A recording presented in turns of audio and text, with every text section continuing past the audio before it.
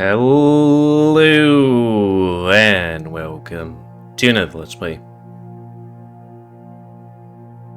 Me, GamerWolfSix of Echo. Before we start, if you're interested in playing this game, you can get it for free on itch.io. But if you want to support the people that made this game and are making other games, you can go to their Patreon, $3 a month. So in the last Let's Play, we brought Leo into the motel room. Both Jenna and I patched up his wounds as best we could. They got into a little verbal scuffle, and then this animated boy walked in the room. And we all freaked out, and we're kind of deciding to get out of here. Oh, but that was what was happening in the middle of the Let's Play. What happened at the end of the Let's Play?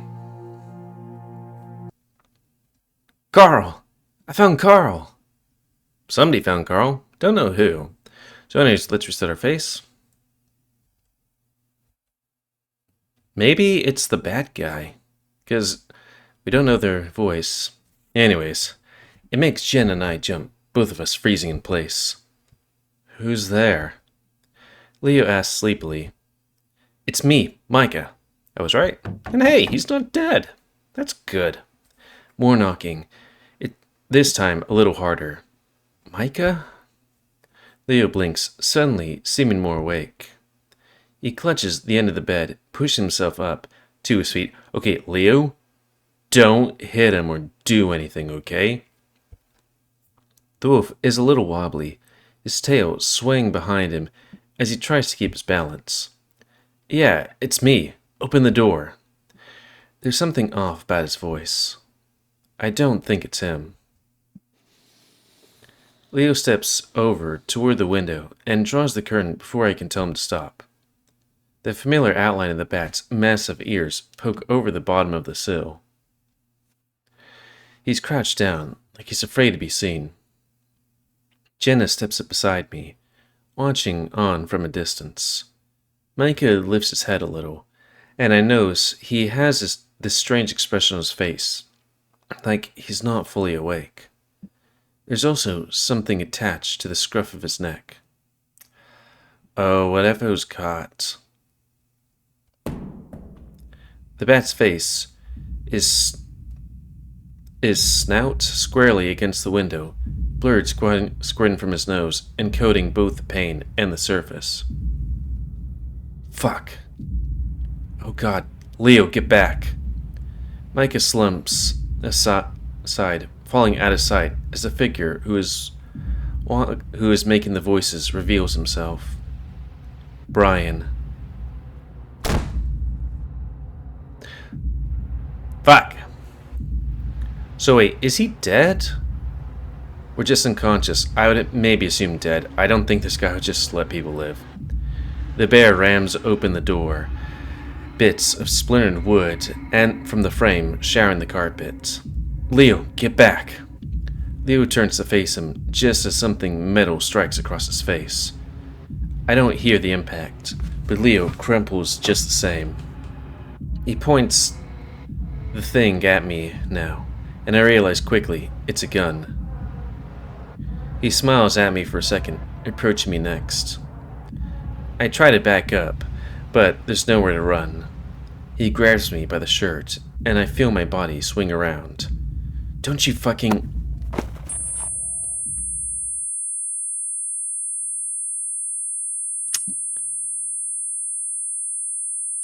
Well.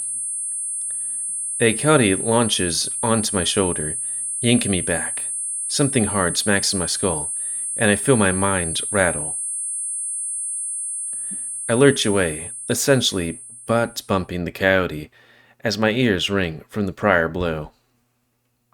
TJ still on the ground, crying and covered in booze as the bullies stand around him. Oh, is this Route 65?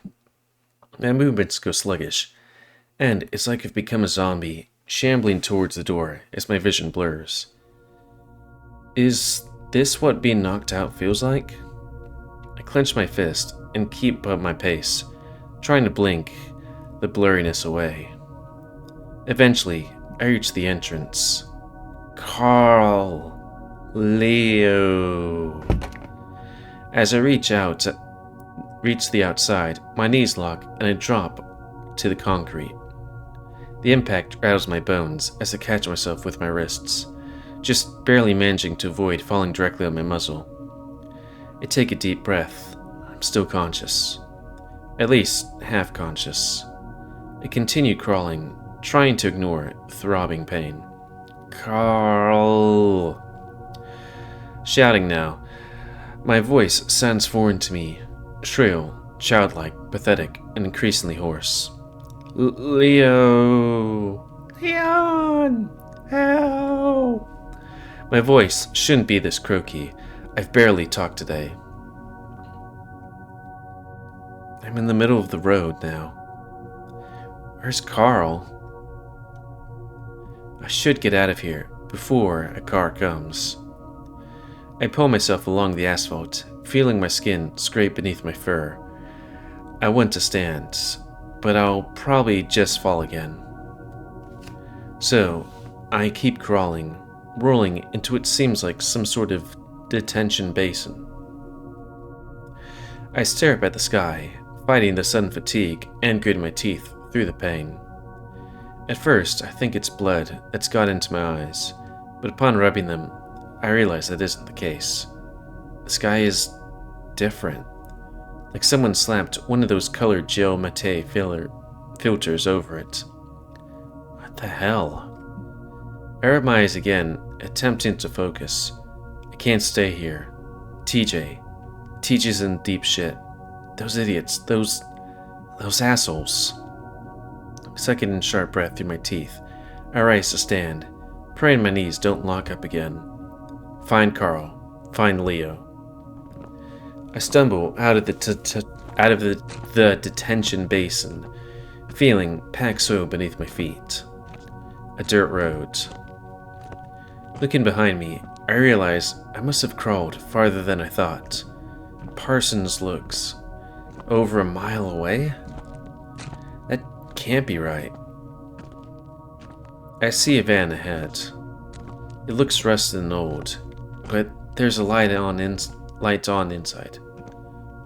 I step stiff-leggedly down the road a ways, reaching the bend where the vehicle sits. The same redness as the sky is tinted with pulsates from the interior.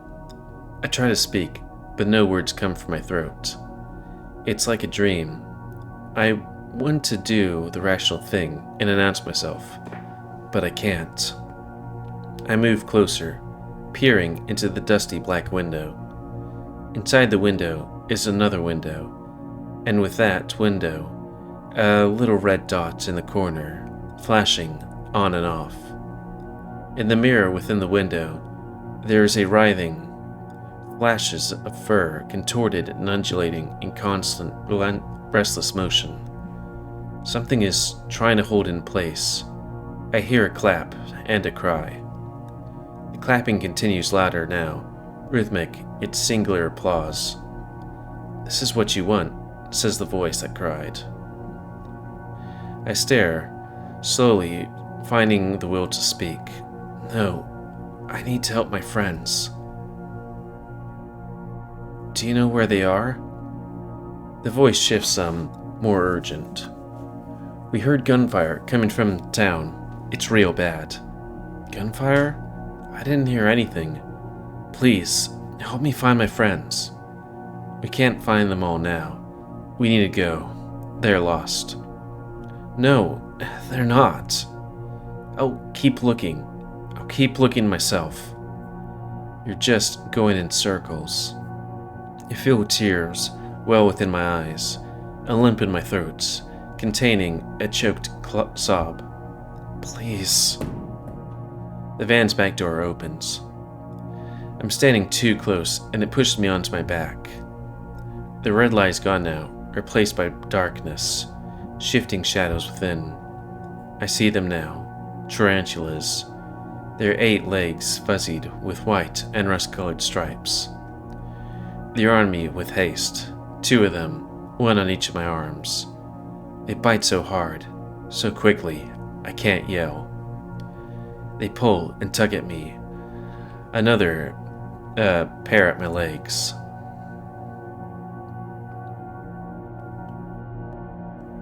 I'm pulled up and into the van, my body stretched upon a squishy something that begins to sink against my arms and legs. There's no more light, and I stare paralyzed at what I think is the ceiling of the van in the pitch blackness. It feels like the restraints are binding me in place. I try to adjust my eyes in the darkness, but everything seems so blurry and unclear. My head throbs like a heartbeat, in pangs of pain unrelenting. My fur bristles. Where did the spiders go? Breathing has become more difficult, as if the oxygen in the van was running out. I feel the veins in my neck bulge as I try to grasp for large breaths, but my body is not my own. Lights seem to pop as the ringing in my ears intensifies. Something is above me. I can sense it, but I can't see it in the other thing.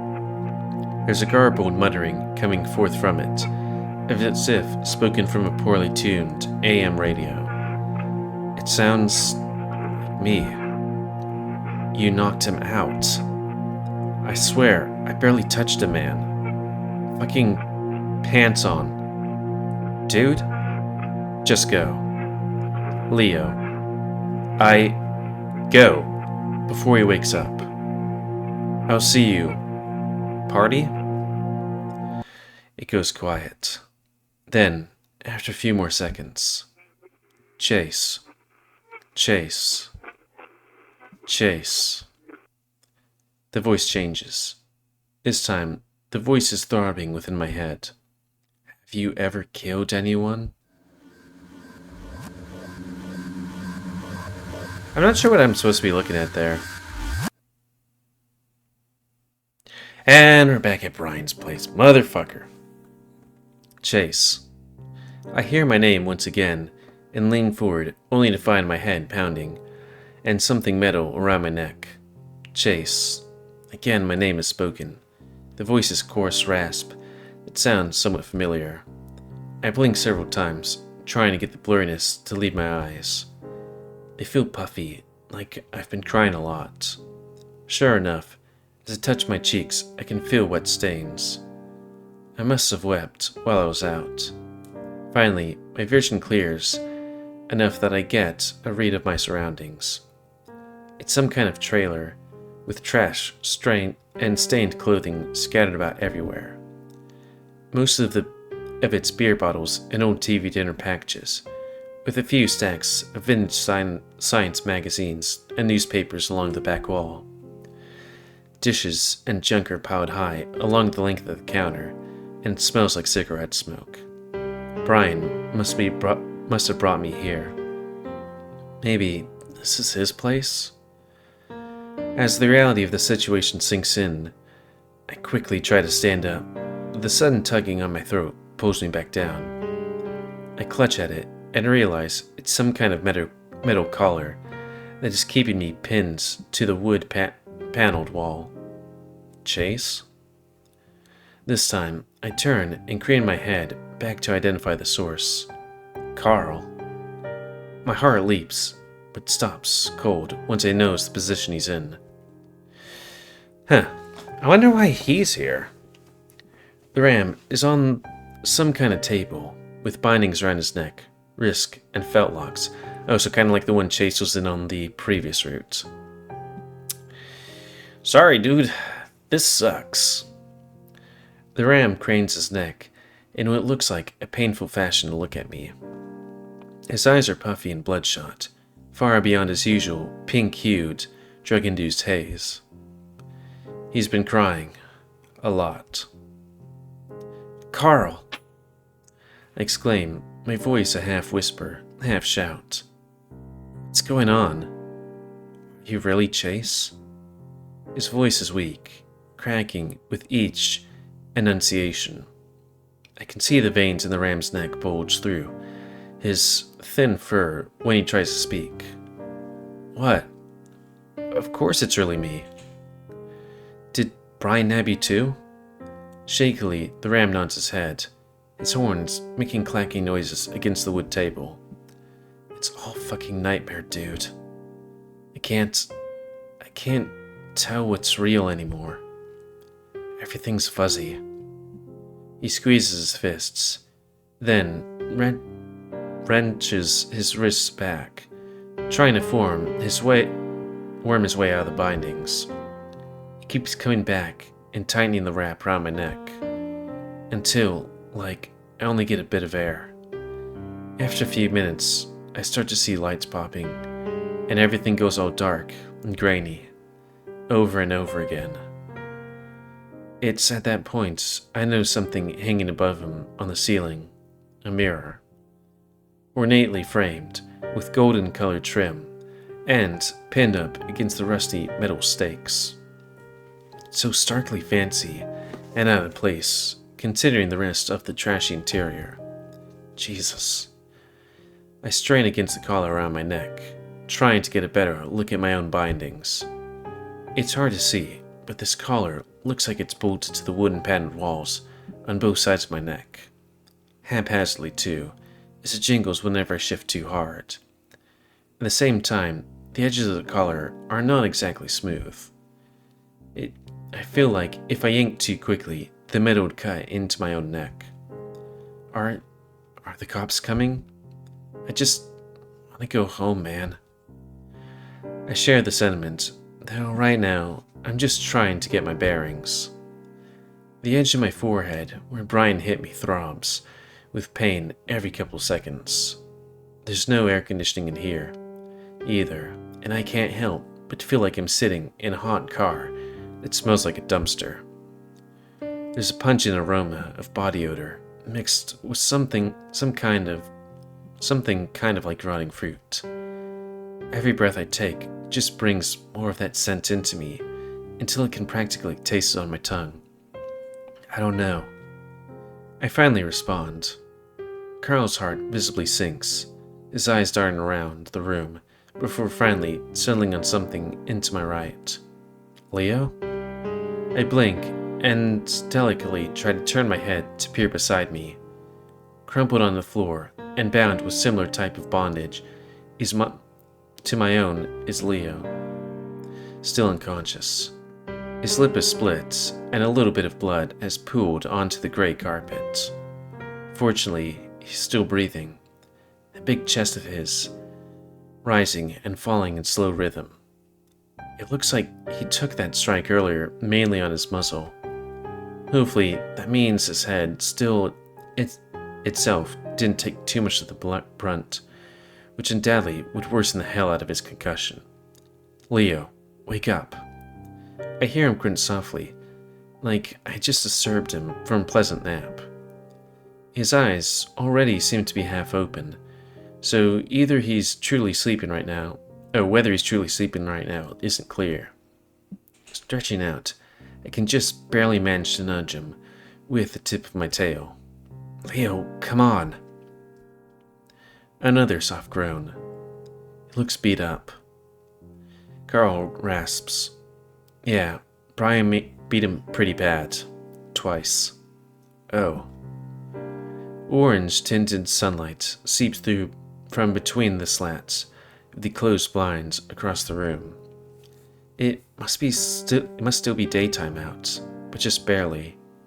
I wonder why Jen isn't here. Maybe she got away? Outside, there's a pronounced puttering noise drawing closer. It vibrates the room we're sitting in slightly, and there's a faint noise of oldies music that carries on along with it. A car, maybe an old pickup truck. Carl goes quiet, listening as well. Next, voices. They sound terse, argumentative. Going after your fucking sister? One says, higher pitched and pained. They brought on themselves. Clint. Leo was right. He was involved. Fucker. What do you think he's gonna do to him? Jeremy's voice comes through less annoyed than the other two. He sounds almost afraid. The same thing he did to Keith, you mangy fuck. Though, what happened to Micah? Well, at least he's not dead. That high-pitched voice is Micah's. Well, fuck. At least he's alive. You don't know that. Yeah, shut the fuck up, Micah. Don't disrespect him with that sort of conspiracy shit now. You done screwed several pooches, and I ain't covering for you. You don't know shit. I can hear another car pull up, this one with much quieter engine. Carl visibly tenses, seemingly recognizing the sound. It's him, dude. The car door slams, and voices silence. Or hello there. A bit of a day, huh? I mean, I don't know how he's, somehow Valley Girl with helium? The silence continues for a while, until Brian speaks again. After you. Clint makes a little irk, and then the door to the room where it opens. The ringtail enters, his composure far more timid than I'm used to. He blinks when he sees Leo, and I bound to the wall, staring at the two of us wordlessly. Go on. What was it that you were going to tell me? Brian enters in after him, the hulking bear having to duck to fit through the doorway. Carl quickly closes his eyes, trying to pretend he's asleep. The bear focus remains entirely on Clint, with Clint looking like he's practically withering under his gaze. I think Duke said he was going to be here in a couple of minutes. Apparently, folk are gathering at town hall, wondering what's going on. The bear glances back over his shoulder, then extends an arm out through the doorway, grabbing something. I struggle to turn my head enough to see what. Jenna, let go! Jenna's tone is cold, completely curt, despite the circumstances. Fortunately, she doesn't look too beaten up, beyond her fur being a little tousled. Brian's holding her by the arm, and tightly, due judging by the wince on her face. Her stony demeanor visibly fades as she sees the three of us bound up. This is barbaric. Brian ignores her comments, dragging her across the stained carpet to an old radiator in the corner. With some errant chain, he gets to work tying her to it. She seems to be getting spared in the neck choker treatment. You mentioned there were others with him? The catboy and the mayor's cocksucking nephew, right? Oh, I don't know. TJ, Flynn. Is he connected to the mayor-ish? TJ and Flynn? Yeah. Flynn. Right. I know him. He's the one with the big bottom. The big bottom? Clint rubs these scabbed arms, looking anywhere but Brian. I don't know. He quickly tries to shift his direction of the conversation. Duke was talking about him. Do you want us to bring them in too? In case they got some incriminating stuff on their phones? That works for me. Hey, little Jerry. What you doing out there? Bring in the last one. Sure enough, Jeremy sheepishly enters the room with his paw on Micah's shoulder. The bat is trembling, walking with a limp and a swollen nose. Jeremy looks directly at Jenna for a moment, a flicker of shock on his face at seeing her and the rest of us in such a sorry state. You guys are such shit. It's finally happening, and you're gonna turn on me just like that? Succumb to it? Hey man, you're the one that started trying to kill our boss with a wrench. It sounds like an awful lot like succumbing to it, to me. He killed Keith. Dude, no he didn't. You're just hallucinating. Brian lets out an indescribable noise from the other side of the room, finishing up some bindings around Jenna's ankles. Brian seems like he's in his element, as if this whole kidnapping business is about as strenuous as a trip for groceries. However, the mention of Keith does elicit the visible tensing of the bear. don't appreciate the kind of disingenuous assertion. Seems like big words for a bear. Or, Brian. Look, you just need to chill out here. Smoke some weed or something. That's the trick that made it go away, right? Oh yeah. We're all gonna get real high and ride it out, little fellas. Brian smiles, showcasing his broken teeth. He ain't got nothing to fret over. The rotund Fennec pulls out a phone from his pocket, one that looks like a burner Micah showed me earlier. I still can't get a hold of Heather. We gotta look for her too, man. Clint, who had been unusually quiet, snaps to his attention as he realizes Jeremy's talking to him. Huh? Well, check her Pa's place then. Oh, you're going there? Take Carl with you. I might need a snack. Only been a few days, and I've almost got him trained already. Trained? Shouldn't be too much of a flight risk. And look at Carl, who's still trying to pretend he's asleep. He's not doing a very good job, as I can still see his legs shaking. Not that I'd be able to do any better in his position. Clint, without a word, moves to the table and unfastens each strap and buckle as if he were personally familiar with each. He pulls at the ram's soiled and slightly bloody tank top.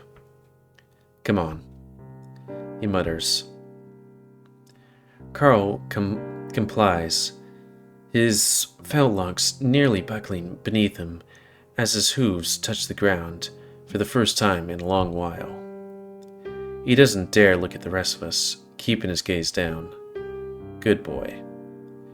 Ryan rumbles, grinning to himself. Carl flinches.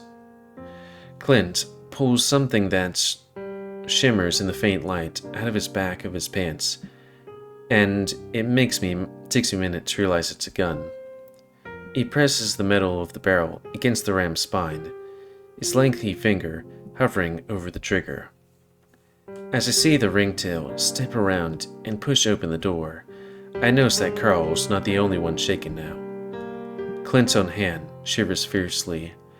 Like any second, he might accidentally squeeze his finger back. I try not to make any sudden noises, keep my already strained breath shallow. This is so fucked. The two shuffle out without further words. Jeremy moves to follow him, but hesitates for a moment, looking back at Jenna. Jess, just wait this out, yeah? Just go. Jenna seethes, her words like ice. It's like if any more of that fat Phoenix rationalizing would make her physically ill. Yeah. Jeremy thins his lips, standing there a bit scornless-like. He finally reaches down into his pocket and withdraws a joint and a lighter. Whatever he's got, it's potent. I can smell it from all the way across the room. He ducks his head down, turns to follow Clint and Carl out of the truck. See you guys. Eat shit, bitch.